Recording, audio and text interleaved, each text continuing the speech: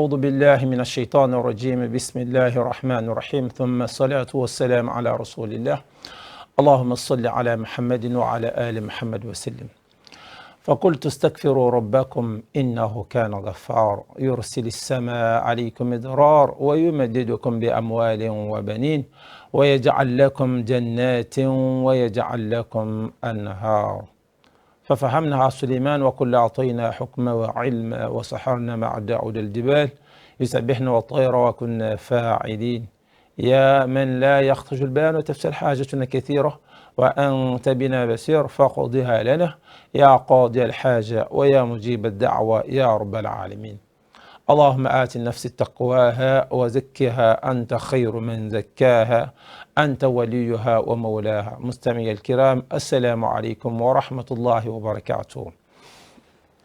Au nom d'Allah, le tout miséricordieux, le très miséricordieux, priez et salut sur le saint prophète Mohammed sallallahu alayhi wa sallam, sa famille, ses fidèles compagnons et tous ceux qui suivront ses pas jusqu'au jour de la résurrection. Amin.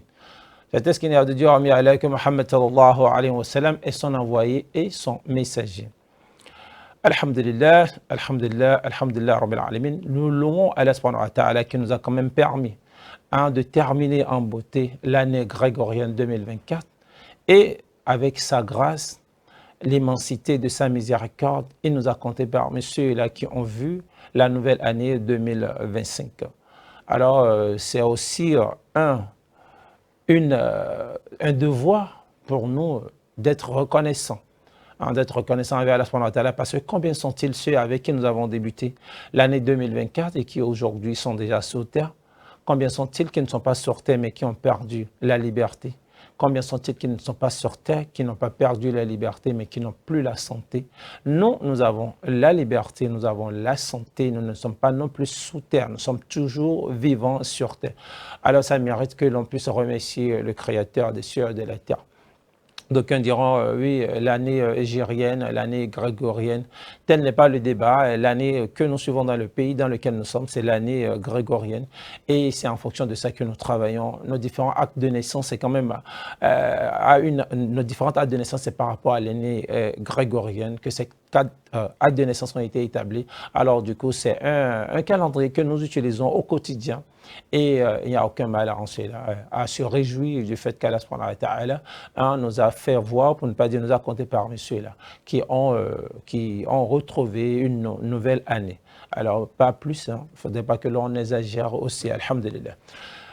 Mais lorsque vous regardez le début de cette nouvelle année 2025, le 1er janvier 2025, ça correspond au début d'un autre mois, d'un mois sacré dans le calendrier égérien. Oui, lorsque vous regardez le 1er janvier 2025, le premier jour de l'année grégorienne correspond au premier jour du 7e mois du calendrier égérien. Le calendrier sur lequel, le calendrier que nous utilisons, le calendrier dans lequel nos différentes fêtes religieuses, les différents événements religieux, tout ce qui a trait à la foi musulmane est établi. Alors le mois de Rajab, le premier de Rajab correspond au premier du mois de janvier 2025. Quelle belle coïncidence! Donc, comme me diront, certains me demanderont, mais pourquoi je parle-t-il de coïncidence? Pourquoi je parle de coïncidence? Coïncidence dans le sens que nous sommes au début d'une nouvelle année, l'année que nous avons l'habitude de compter, et de l'autre côté, nous sommes à 2 mois du mois béni de Ramadan. Subhanallah. Ça veut dire le mois de Ramadan que nous avons fait l'année dernière, où nous étions en train de dire à Allah subhanahu wa ta'ala, Allah, compte-nous parmi ceux-là qui feront un grand nombre de Ramadan sur terre. Faire à telle sorte que le prochain Ramadan puisse nous retrouver sur terre. Pour le moment, nous sommes à 2 mois de ce mois de Ramadan. C'est vrai, seul Allah subhanahu wa ta'ala sait qui sont ceux qui seront encore vivants jusqu'au mois de Ramadan. Mais nous, pour le moment, nous sommes vivants, nous ne pouvons qu'implorer, louer Allah subhanahu wa ta'ala, lui rendre grâce et lui demander. Allahumma barik lana fi Rajab wa Sha'ban wa ballighna Ramadan. Allahumma barik lana fi Rajab wa Sha'ban wa ballighna Ramadan. Allahumma barik lana fi Rajab wa Sha'ban wa ballighna Ramadan. Oh Allah, bénis-nous les mois de Rajab et Sha'ban et fais-nous parvenir au mois béni de Ramadan. Oui, Allahumma amin. Bénis-nous ce mois dans lequel nous sommes, le mois de Rajab qui est un mois sacré. Ensuite, bénis-nous le mois de Sha'ban qui suit Rajab et qui se trouve au milieu de Rajab et Ramadan et fais-nous parvenir au mois béni de Ramadan. Allahumma amin.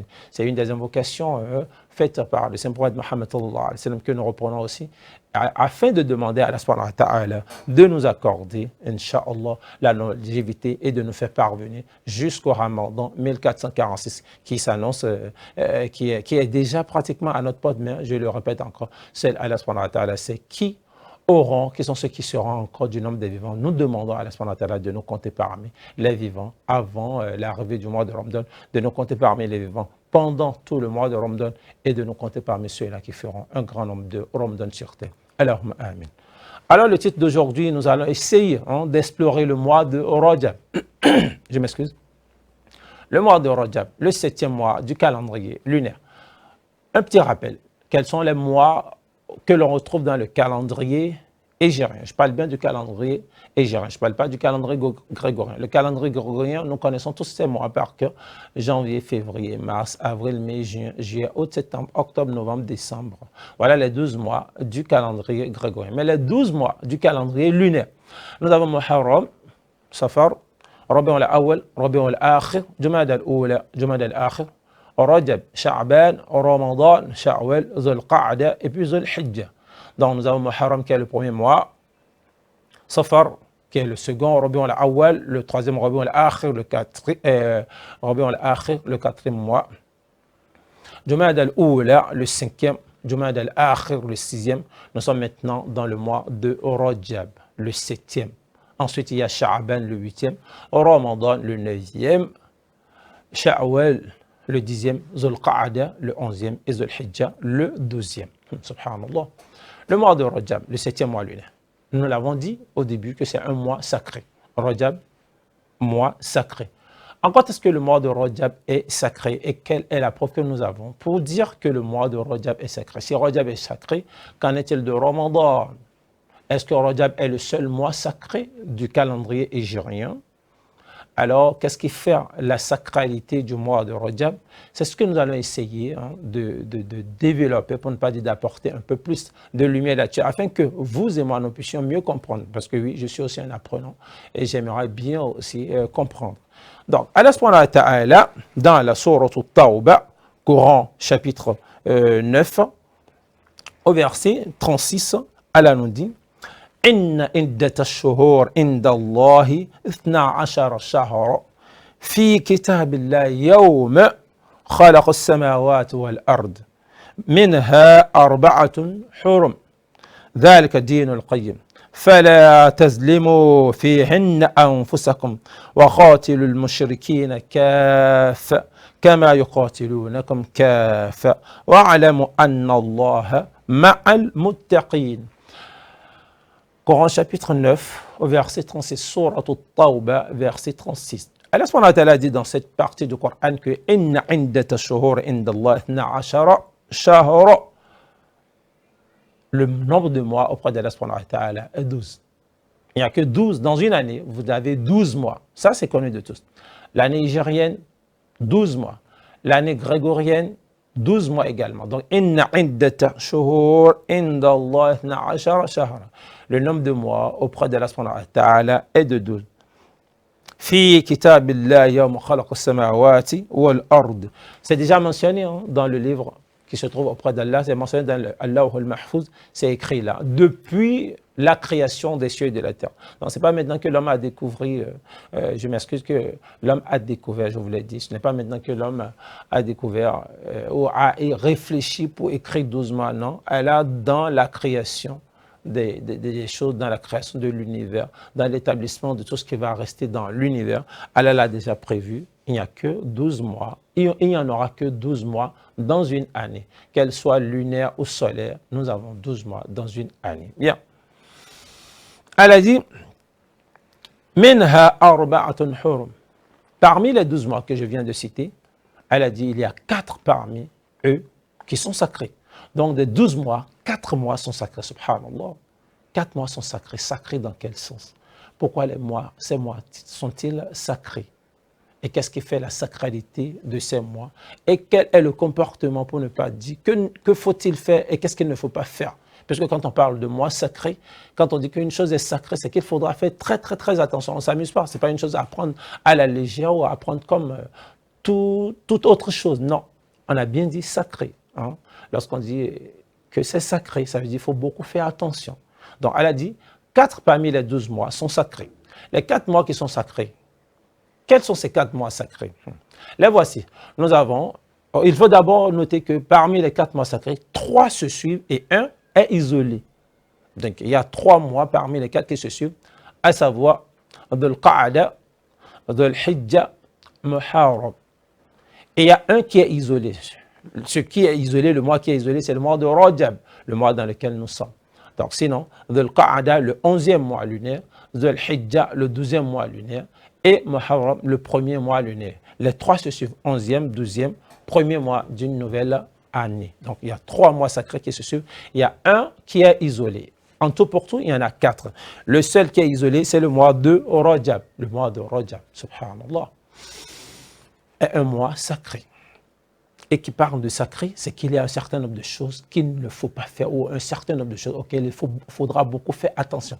Très attention. Ah oui, dans le mois de Rajab, si Rajab est un mois sacré, ça veut dire qu'il y a un certain nombre de choses qu'il faudra faire beaucoup attention.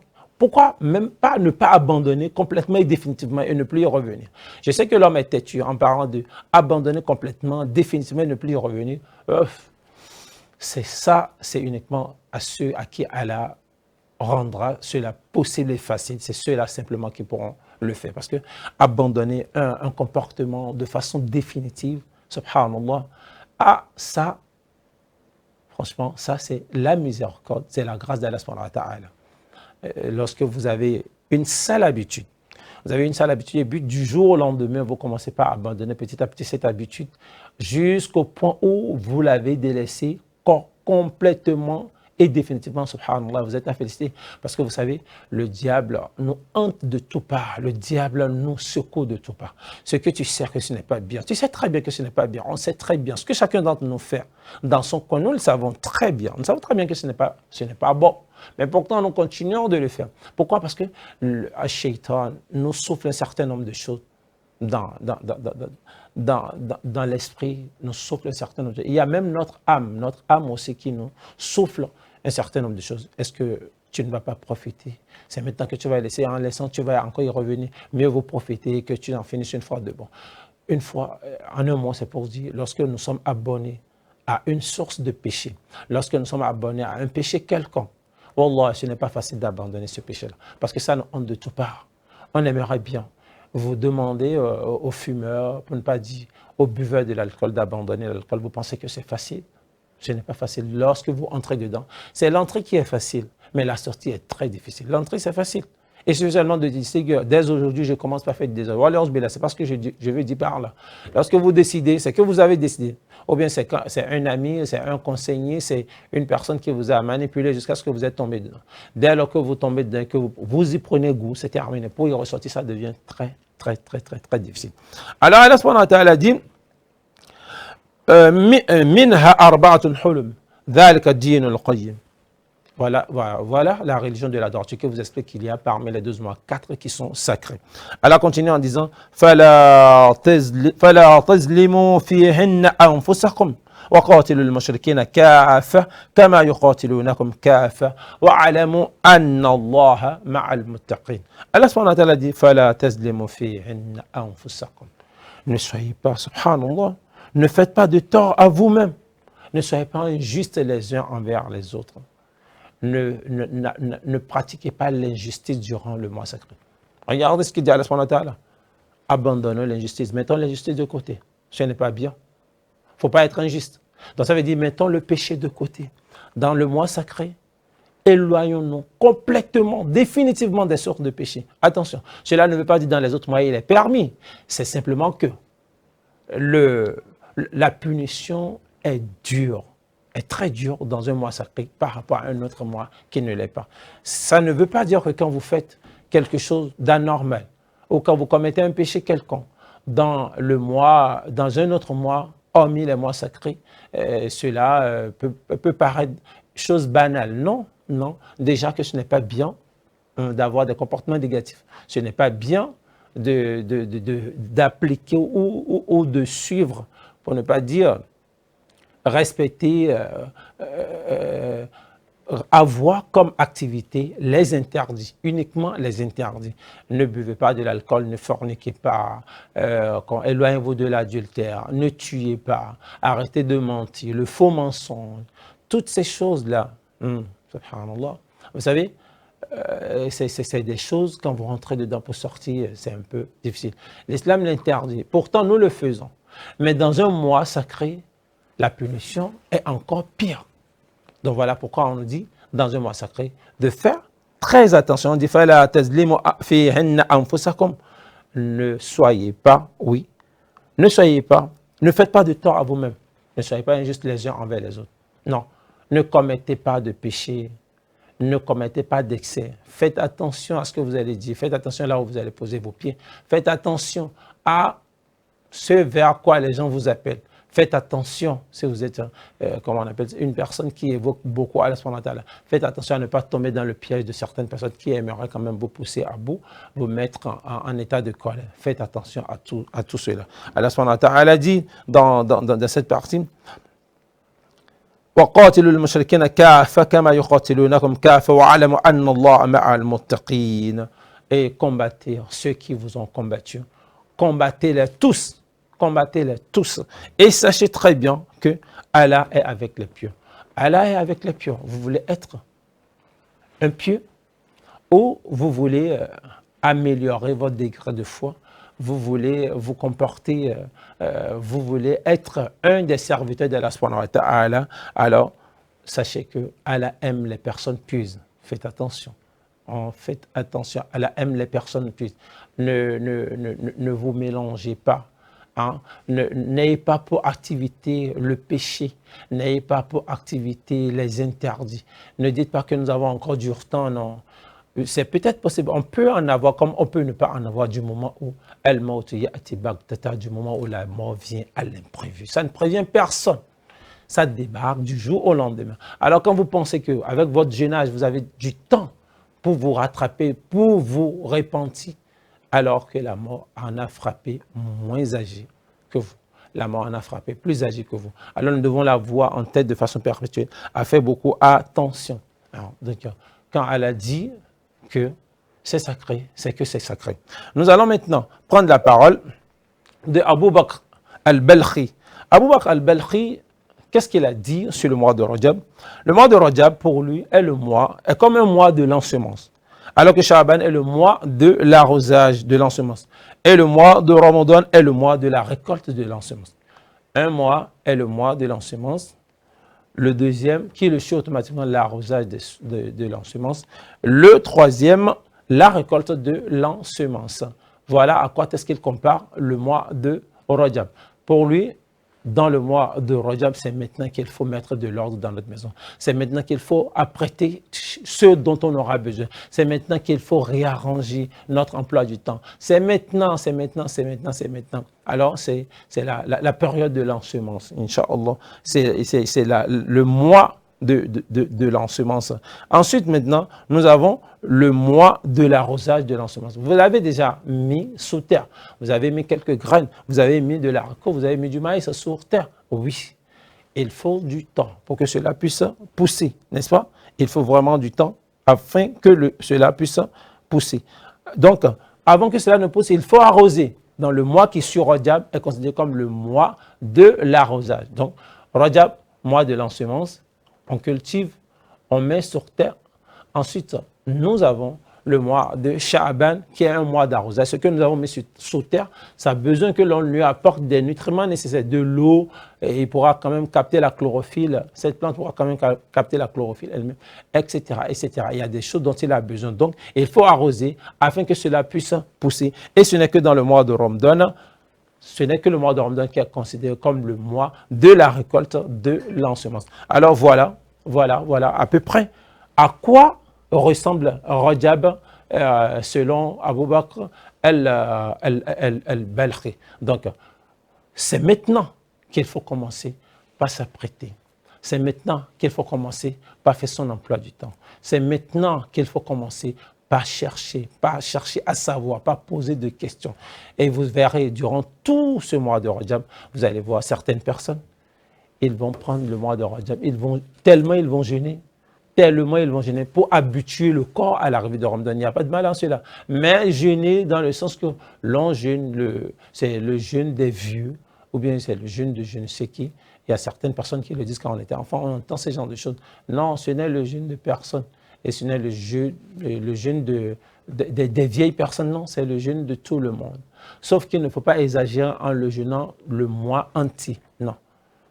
Non, c'est le mois de tout le monde. Si vous voulez jeûner, jeûnez en respectant la sunna. Ne jeûnez pas à travers des idées que vous avez reçues de l'innovation en quelque sorte. Tout ce que le musulman fait doit être régi par la sunna authentique de Muhammad sallallahu alayhi wa sallam et le Coran. Donc voilà. Au cours de ce mois, ce que nous allons faire dans le mois de Sha'ban et qui se fera dans le mois de Ramadan. C'est maintenant qu'il faut commencer. Qu'est-ce qui manque dans la maison? La dernière fois que nous avons été à la mosquée, qui a perdu ceci, qui a perdu cela? Il faut essayer de commencer par mettre de l'ordre en attendant la fin de Rajab et pour que dans le mois de Sha'ban, nous puissions maintenant commencer par apprendre comment faut-il se préparer, comment faut-il se préparer à l'arrivée de Sha'ban, que faut-il dire face à telle ou telle autre situation. Donc voilà. Un à un, ce que l'on pourrait quand même faire et qui sera très profitable pour chacun d'entre nous. Donc voilà, nous savons maintenant pourquoi le mois de Rajab est sacré. Nous savons maintenant qu'est-ce qu'Allah subhanahu wa ta'ala veut dire par là, Inch'Allah, nous savons. Et, étant donné que ce mois est considéré comme le mois sacré, pourquoi? Parce qu'Allah subhanahu wa ta'ala interdit que l'on se fasse de tort à nous-mêmes. Elle a interdit l'injustice. Elle a interdit que l'on puisse tourner. C'est ça, au fait. Voilà pourquoi le mois est sacré. Il ne faudrait pas que l'on réponde aux provocations. Il ne faudrait pas que l'on cède à la provocation. Faisons très attention, faisons très attention. Déjà, notre bagage est rempli de péchés. Ce que nous avons fait durant les 6 premiers mois, et voilà, Allah subhanahu wa ta'ala nous envoie le 7e mois, une importance, et nous envoie une aubaine, une occasion, pour que l'on puisse commencer petit à petit à s'apprêter à recevoir le mois béni qu'Allah nous donne. Nous sommes déterminés, nous devons être déterminés à nous préparer, à accueillir le mois de Ramadan en nous comportant correctement, en élaborant un plan bien structuré par rapport à Rajab et qui sera respecté progressivement par rapport à Sha'ban et Inch'Allah. Et Inch'Allah, quand sera le mois de Ramadan, nous allons pouvoir, Inch'Allah, jeûner correctement, sans difficulté, parce que nous avons pris le mois de Rajab, le mois de Sha'ban, pour nous apprêter à recevoir Ramadan. On ne reçoit pas Ramadan à la veille. Nous allons y revenir, Inch'Allah. Ramadan, ça reste encore. Donc, c'est maintenant que ça commence. C'est maintenant qu'il faut former. C'est maintenant qu'il faut corriger ce qu'il y a à corriger. Il ne faut pas attendre les dernières secondes pour vouloir corriger quoi que ce soit. Et je vais finir avec ce verset dans le Coran, dans la sourate Al-Hadid, au verset chapitre 16, où Allah subhanahu wa ta'ala dit « Alam ya'ati lilladhina amanu an takhsha'a qulubahum أن تخشع قلوبهم لذكر الله وما نزل من الخلق وما نزل من الحق ولا يكونوا كالذين أوتوا الكتاب من قبل فطال عليهم الأمد فقست قلوبهم وكثير منهم فاسقون. Alors Allah subhanahu wa ta'ala dit Alam ya'ati lilladhina amanu an takhsha qulubuhum li dhikrillah. Le mois n'est-il pas venu pour ceux qui ont cru que leur cœur s'humilie à l'évocation d'Allah, que leur cœur se tranquillise à l'évocation d'Allah, Inch'Allah, que leur cœur se tranquillise, que leur cœur s'humilie à l'évocation d'Allah et devant ce qui est descendu du Coran. Alors, n'est-ce pas qu'il est temps que nous abandonnons nos sources de péché? N'est-ce pas qu'il est temps que nous demandons pardon à Allah subhanahu wa ta'ala? N'est-ce pas qu'il est temps que nous nous repentons d'un repentir sincère? N'est-ce pas qu'il est temps que nous abandonnons tous ces démons qui nous talonnent? N'est-ce pas qu'il est temps que nous tournons dos à tous ces péchés, toutes ces sources de péché, n'est-ce pas qu'il est temps de revenir à Allah subhanahu wa ta'ala comme cela se doit. C'est sur quelques mois, Inch'Allah, que nous allons mettre fin, Inch'Allah, à la présentation d'aujourd'hui, Inch'Allah. La semaine prochaine, nous allons revenir avec beaucoup plus de détails et progressivement, nous allons entrer dans le mois de Sha'ban. Progressivement, on sera dans le mois de Ramadan et on pourra enseigner aux uns et aux autres beaucoup de choses, beaucoup d'informations à savoir sur ces 3 mois qu'est Rajab, شعبان رمضان. علمنا ما ينفعنا وانفعنا بما علمتنا وزدنا علما يا رب العالمين. اهدنا الصراط المستقيم صراط الذين انعمت عليهم غير المغضوب عليهم ولا الضالين امين. سبحانك اللهم وبحمدك اشهد ان لا اله الا انت استغفرك واتوب اليك واخر دعوانا ان الحمد لله رب العالمين. اللهم ات نفسي سبك اللهم اغفر لوالدي وارحمه سبحان ربك رب العزه عما يصفون والسلام على المرسلين والحمد لله رب العالمين.